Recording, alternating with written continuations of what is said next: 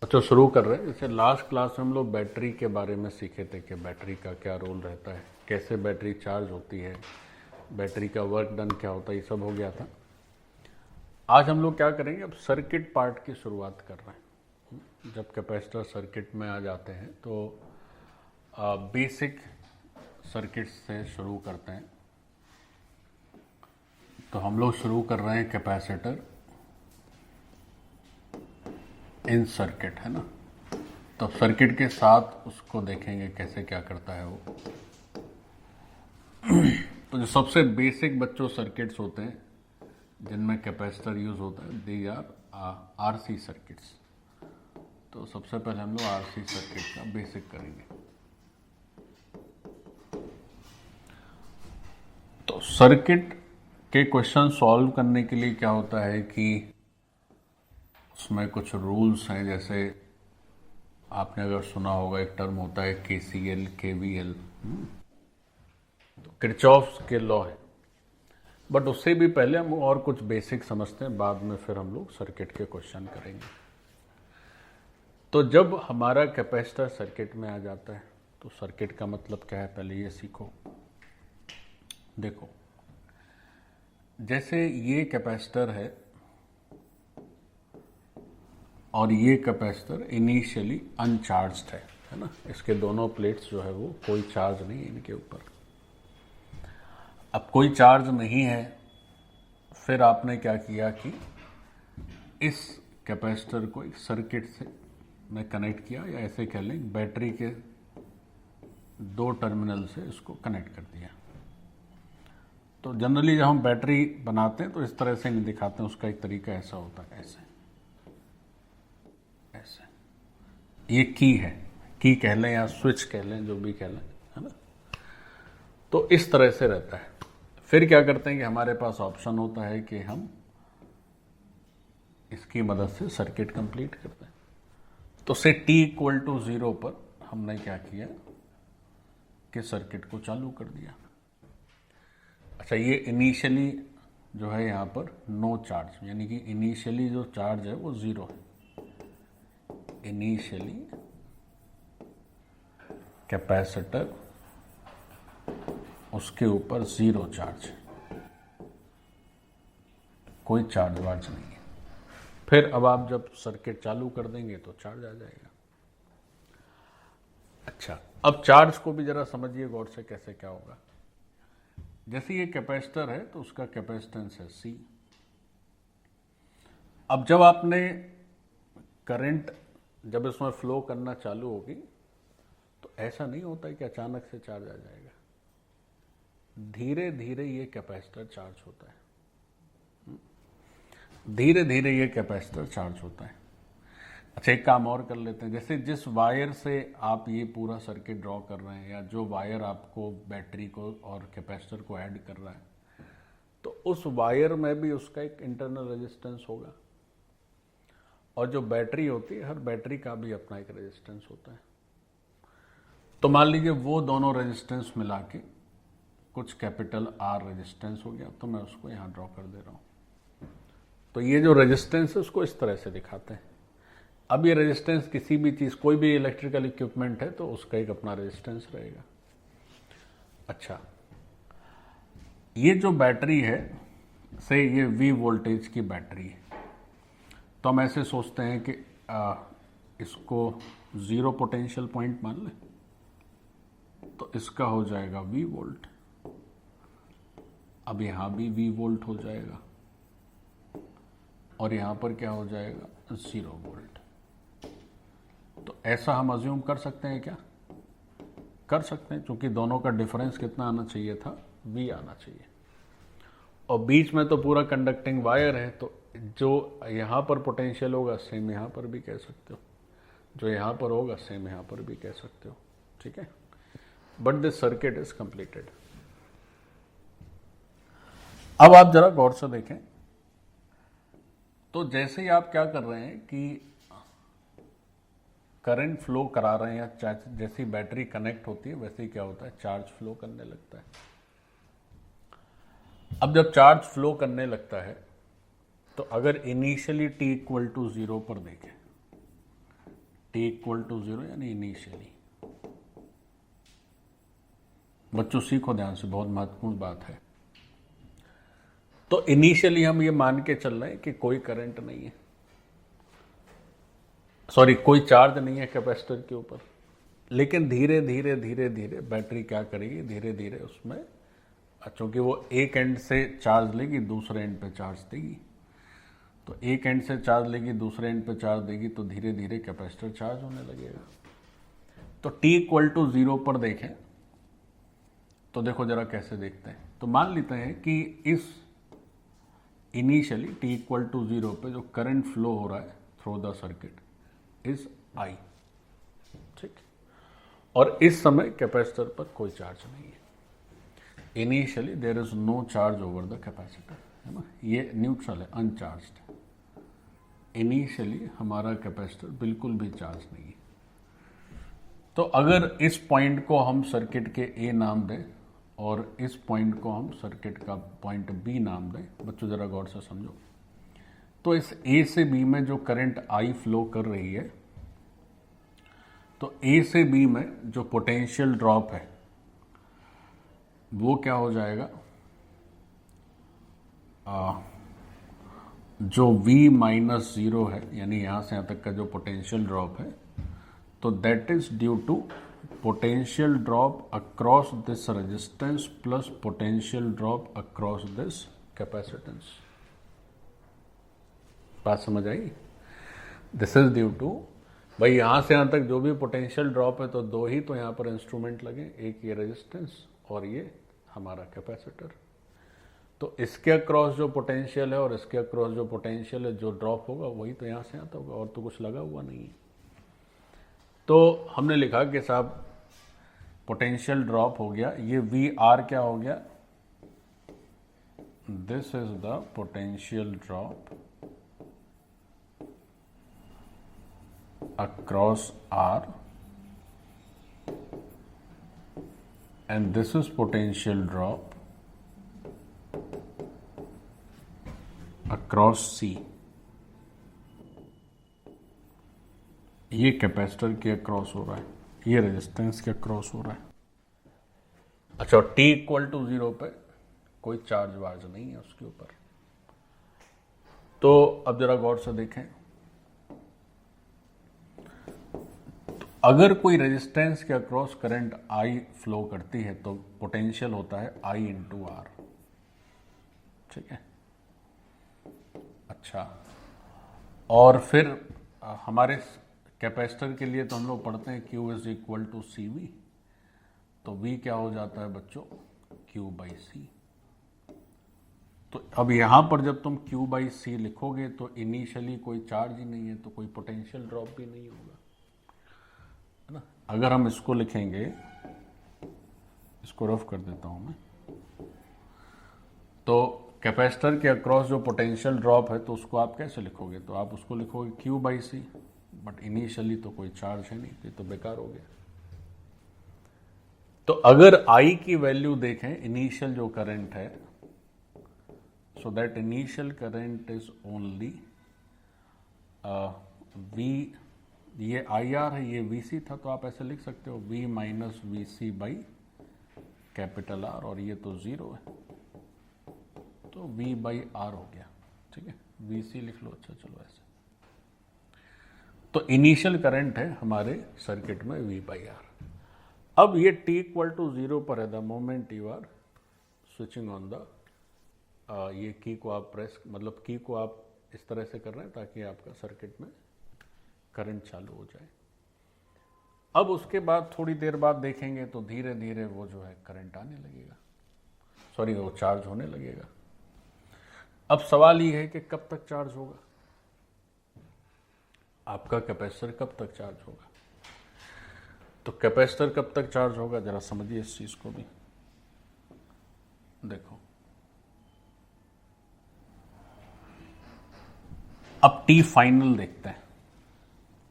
भाई कैपेसिटर की जो चार्जिंग की कैपेसिटी है वो तो फाइनाइट चार्ज ही ना ले सकता है, इनफाइनाइट तो ले नहीं सकता है। तो टी फाइनल देखते हैं। तो टी फाइनल देखो क्या है, तो टी फाइनल वो टाइम है when capacitor is fully charged. हमारा जो कैपेसिटर है दैट इज फुल्ली चार्ज्ड, पूरी तरह से चार्ज हो गया कैपेसिटर। तो जब कैपेसिटर फुल्ली चार्ज हो गया तब हम एक फिर से सर्किट डायग्राम ड्रॉ कर रहे हैं। देखिए अब टी फाइनल देख रहा है when capacitor is fully charged.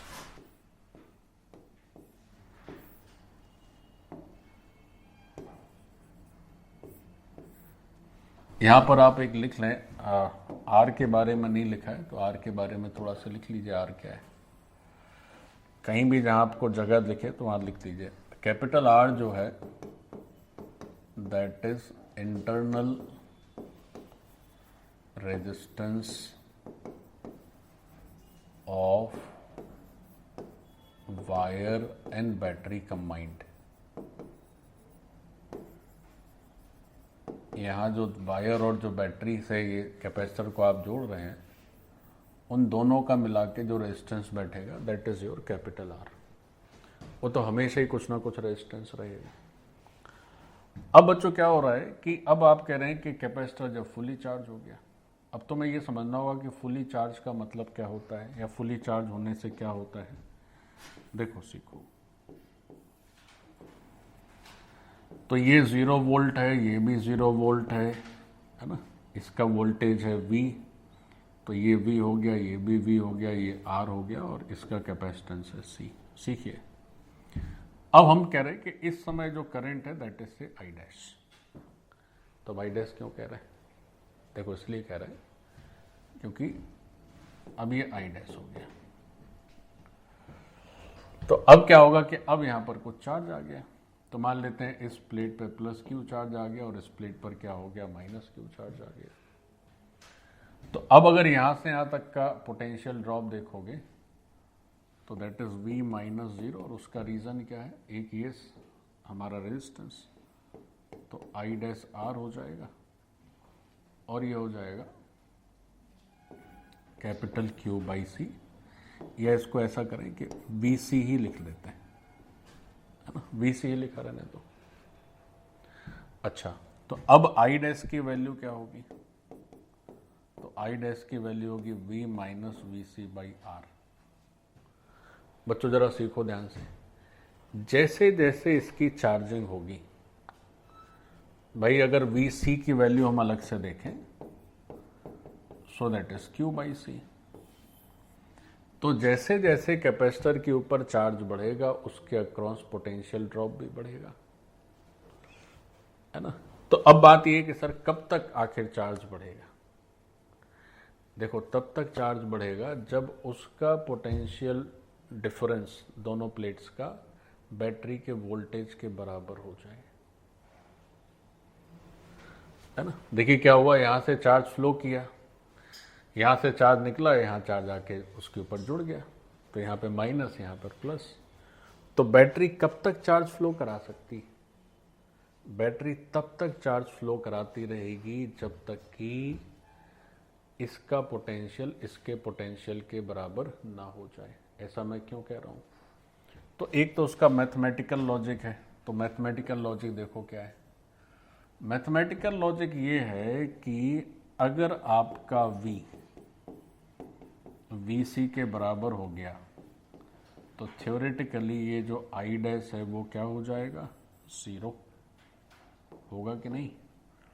अगर आपका V यानी वोल्टेज अक्रॉस बैटरी इस पोटेंशियल ड्रॉप अक्रॉस कैपेसिटर है तो there is no current further, कोई फिर चार्ज फ्लो नहीं करेगा, ठीक है। तो एक तो आप इस तरह से लॉजिक समझ सकते हैं, और एक आप सिंपल जो है आप ऐसे भी समझ सकते हैं कि अगर इसका पोटेंशियल और इसका पोटेंशियल सेम हो जाएगा तो फिर इस कैपेसिटर का तो कोई मतलब ही नहीं है, फिर तो ये ओपन सर्किट टाइप का हो गया। मतलब फिर तो ये जो है सिंपल करंट जैसे वायर से होके जा रही वैसे इससे होके जा रही, इसमें कुछ अंतर तो पड़ेगा नहीं, ठीक।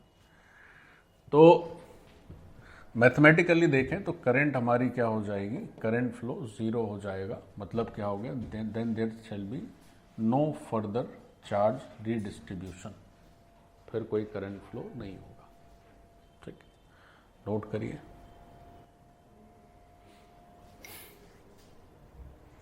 तो जब कैपेसिटर के अक्रॉस जो पोटेंशियल ड्रॉप है वो सोर्स वोल्टेज के बराबर हो जाए तो फिर उसकी और आगे चार्जिंग नहीं होती है ना। उसको चाहो तो आप लिख सकते हो कि when potential drop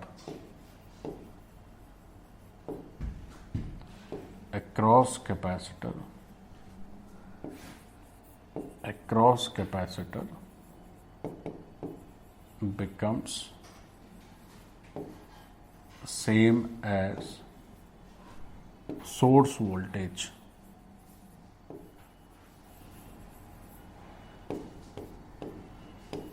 charging stop, no further charging। तो कैपेसिटर की प्लेट की जो चार्जिंग है वो केवल और केवल तब तक ही रहती है बच्चों जब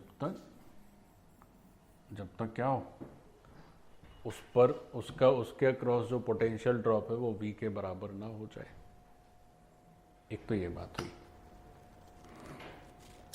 लेकिन ये थ्योरी में है, ऐसा होता नहीं है। क्या होता है कि वैसे कैपेसिटर का मतलब क्या है कि इसमें जो चार्ज है वो इंटैक्ट रहना चाहिए, लेकिन कैपेसिटर से क्या होता है, चार्ज लॉस होते रहता है।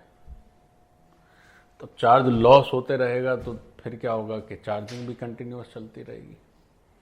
अगर कोई आइडियल कैपेसिटर हो कि जिसने एक बार जो चार्ज ले लिया तो वो ले लिया, फिर उसको लूज ना करे।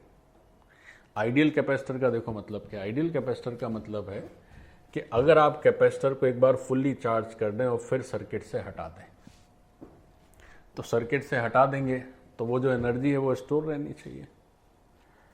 लेकिन ऐसा होता नहीं है, ऐसा कैसे हो जाएगा? फिर एनवायरनमेंट में वो एनर्जी या वो चार्ज क्या होता है, धीरे धीरे रिलीज होते रहता है। तो इसमें चार्ज लॉस तो परमानेंट होना ही होना है, लेकिन यहाँ ये मान के लिखा गया है कि एक बार ये V के बराबर हो गया तो फिर ये उतना ही रहेगा, there is no charge loss. लेकिन इसमें तो Q तो धीरे धीरे कम होता रहेगा ना, तो फिर कंटिन्यूअस चार्जिंग चलती रहती है। बट थ्योरेटिकली अगर हम देखें तो चूंकि यहाँ पर हम ये अज्यूम नहीं करते हैं इनिशियल थ्योरी में कि इसका चार्ज लॉस हो रहा है, तो फिर क्या होगा कि एक बार Q पहुँच गया तो इसका पोटेंशियल सेम हो गया। अब बच्चों जब पोटेंशियल सेम ही हो जाएगा तो फिर करंट फ्लो करेगा कैसे?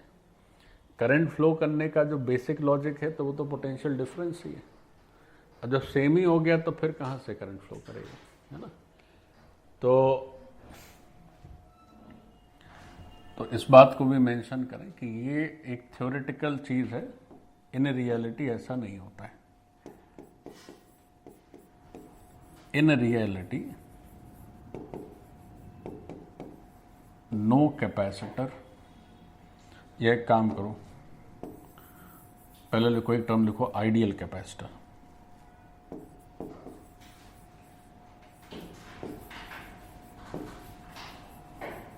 एक आइडियल कैपेसिटर का मतलब क्या होता है? तो आइडियल कैपेसिटर का मतलब होता है एक बार चार्ज हो गया तो जब तक फिर आप चार्ज को निकलने की जगह नहीं देंगे, कोई रास्ता नहीं देंगे, तब तक वो फुली चार्ज ही रहेगा, है ना? तो आइडियल कैपेसिटर का मतलब है कि once fully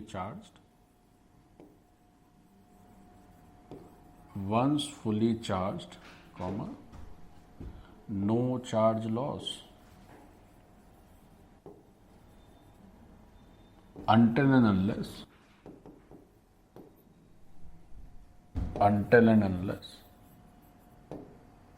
a path is provided for charge to flow।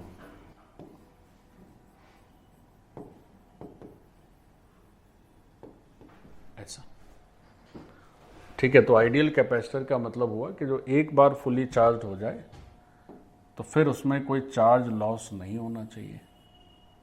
So we call it an ideal capacitor. लेकिन कोई ऐसा आइडियल कैपेसिटर होता नहीं है, उसमें चार्ज लॉस होते रहते हैं। तो जो रियल कैपेसिटर होते हैं तो बच्चों जो रियल कैपेसिटर्स होते हैं दे आर नॉट आइडियल, वो आइडियल तो है नहीं, तो उनमें कंटिन्यूअस चार्ज लॉस चलते रहता है।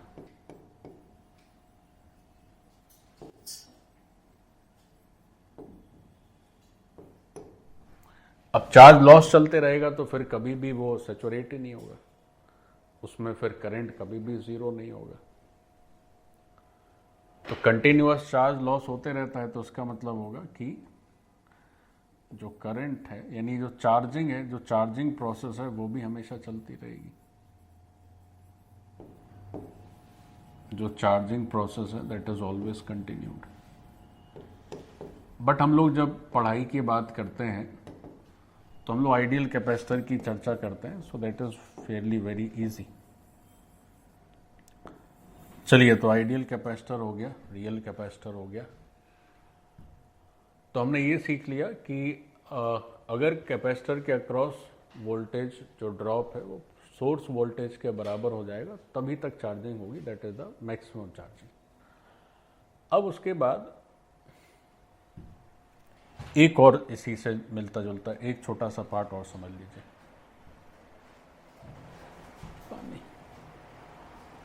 देखो, एक और बेसिक काम कर लेते हैं हम लोग। अब चूंकि ये आया तो मुझे ध्यान आ गया तो इसको भी करवाई देते हैं। देखो बच्चों, सीखो। जैसे हम क्या कर रहे हैं कि दो सिचुएशंस ड्रॉ कर रहे हैं। दो सिचुएशन मतलब एक बार जब कैपेसिटर जस्ट इनिशियली सर्किट से कनेक्ट किया गया,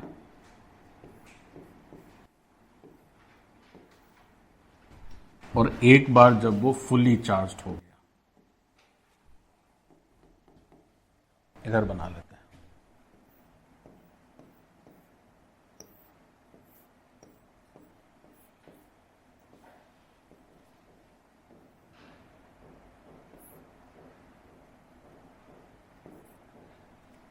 यहाँ प्लस क्यू है, यहाँ माइनस क्यू है, यहाँ चार्ज जीरो है, ये V है और ये है T इक्वल टू 0 और ये है T फाइनल मान लेते हैं। ठीक है, कैपेसिटेंस इसका C है। तो यहाँ पर करंट जाना चालू हुआ, करंट मतलब चार्ज जाना चालू हुआ, ऐसे कह लीजिए। तो धीरे धीरे चार्ज गया और धीरे धीरे ये फुली चार्ज हो गया, कंप्लीटली चार्ज हो गया। तो अब देखो इसमें क्या सीखना है बच्चों, सीखो।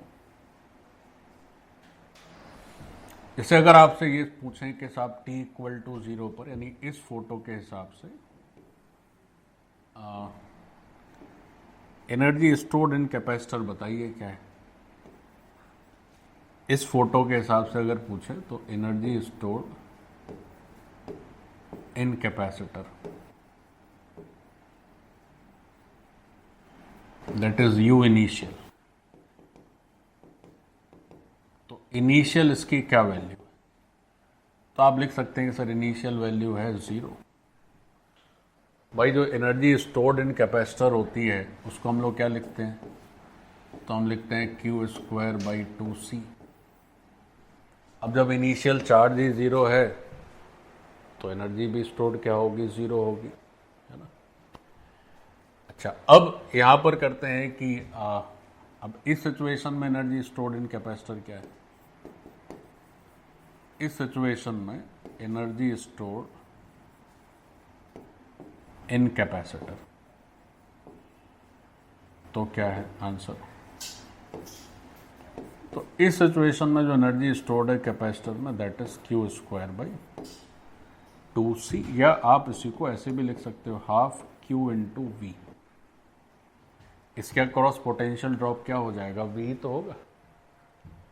मतलब अगर हम इसको 0 लिखें, इसको 0 लिखें तो ये V है और ये भी V है, तो इसके अक्रॉस जो पोटेंशियल ड्रॉप है वो कितना हो गया? V।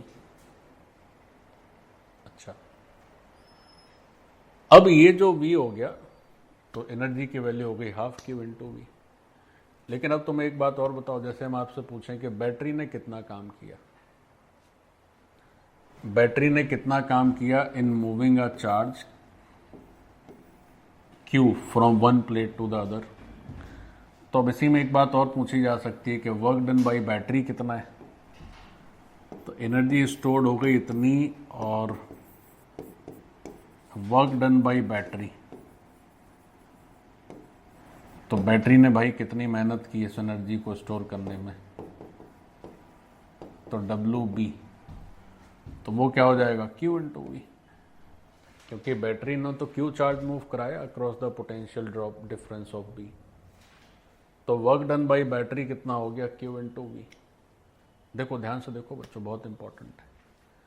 तो शुरुआत में कैपेसिटर की एनर्जी थी 0, बाद में बढ़ के हो गई हाफ Q इंटू वी। तो यानी कि ये हुआ। तो अगर हम आपसे कहें कि एनर्जी चेंज इन कैपेसिटर, है ना, या डेल्टा U पूछा जाए कैपेसिटर में कितनी एनर्जी बदली, तो आप कह सकते हैं डेल्टा U हो जाएगा sir U final minus U initial, so this is half Q into V. तो ये एनर्जी क्यों बदली, क्योंकि सर बैटरी ने बहुत मेहनत की। लेकिन बात यह है कि बैटरी ने तो मेहनत ज़्यादा की, बैटरी का वर्क डन है Q इंटू वी। तो Q इंटू वी एनर्जी आनी चाहिए थी कि नहीं आनी चाहिए थी बच्चों।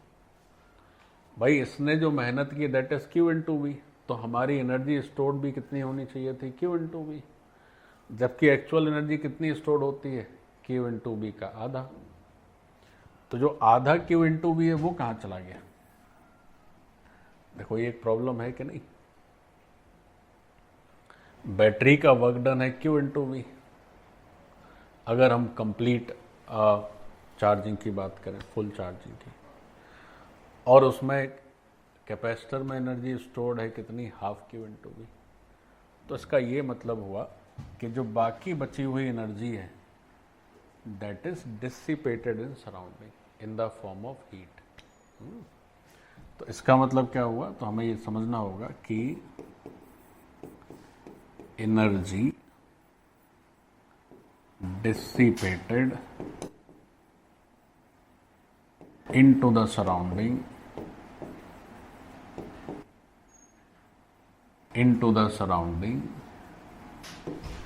as heat। तो वो एनर्जी है बैटरी ने जो मेहनत की और उसकी जो मेहनत कैपेसिटर के अंदर स्टोर हुई, बाकी मेहनत सब चली गई ऊपर हाफ Q इंटू वी। ठीक है, तो उसकी बाकी की जो पूरी मेहनत थी वो मेहनत चली गई ऊपर half Q into V. So that is the, ये एक बेसिक आपका सर्किट में कैपेसिटर का क्या शुरुआत हो रही है सर्किट की, तो किस तरह से इसकी चार्जिंग होती है उस पर चर्चा है। अब फिर क्या होता है कि इसके चार्ज का एक जनरल एक्सप्रेशन भी लिख सकते हैं इन टर्म्स ऑफ T, तो वो फिर नेक्स्ट क्लास में आगे देखा जाएगा। क्योंकि कैपेसिटर के ऊपर जो चार्ज है वो तो धीरे धीरे बढ़ रहा है ना,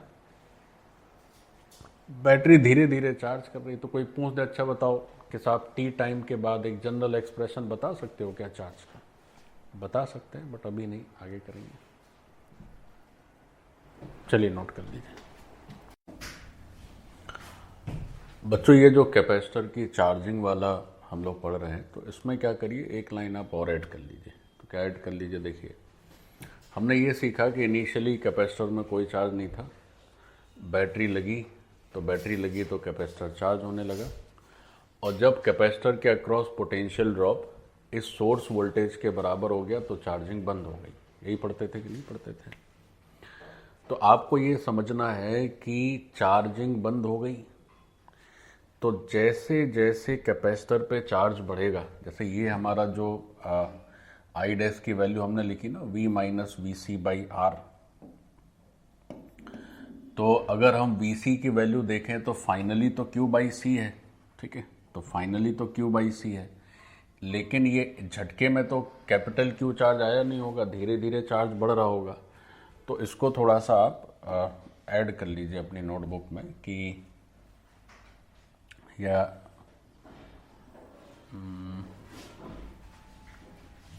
यहाँ मैं लिख देता हूँ, या एक काम करिए, इस कैपिटल Q को स्मॉल q कर दीजिए, ठीक है।